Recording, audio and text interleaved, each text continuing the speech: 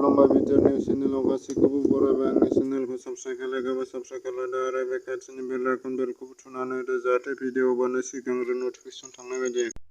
बर'नि फिसा खुसु रामसियारि बिथाङा सावगारि आखिनायनि गेजेरजों दा Assam book of record (ABR) आव मुं आरजिनो हादों।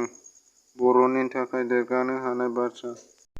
बिटिआरनि एम राकेश ब्रह्म बिथाङा मैया उदालगुरि जिल्लानि भेटेनारि देहा फाहामसालियाव बोरमा आरो हांसो राननानै होदों। बिथाङा फोरमायबावदों दि बिथांनि आखायाव जेसेबां सरकारनिफ्राय फान्ड फैगोन बेखौ रायजो-राजाफोरनो राननानै होगोन होननानै खौरांगिरिफोरनि सिगाङाव फोरमायनानै होदों आरो रायजो-राजाफोरखौ जौगाहोनायनि थाखाय खामानि मावलांबाय थागोन होननानै थुलुंगा होयो।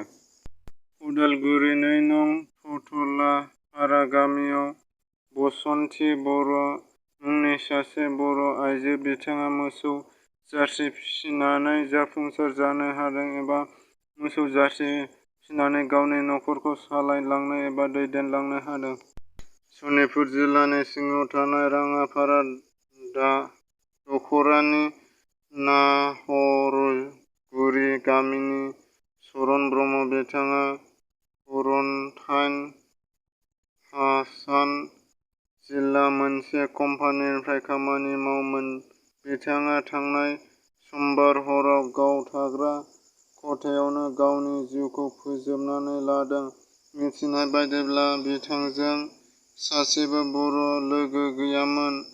आलाय-सिलाय बर' लाइमोन गोथै देहाखौ राहा गोथे जानानै बेंगालर विएलफेयार बड एस'सिएशननि आफादगिरि कमलेश बसुमतारी आरो बिथां मोनसे हानजाया 250 किल'मिटार जानथायसिम थांना बिथांनि गोथै सह'खौ सावहैनायजों लोगोसे बिथाङा फोरमायदों दि बर' लाइमोनफोरा बेफोरबादिनो आलाय-सिलाय हारसिं थांनानै गोबां गावनि बेसेनगोसा जिउखौ फोजोबनानै लायो आरो माब्लाबा गुबुन खैसाराव गावनि जिउखौ खोमानानै लानो गोनां जायो। बेनिखायनो बेंगालराव खामानि मावहैग्रा बिथांमोनखौ गावसोरजों फोनांजाब थानाय बयखौबो खावलायदों आरो रैखाथि गोनां जायगायाव थानानै गावखौनो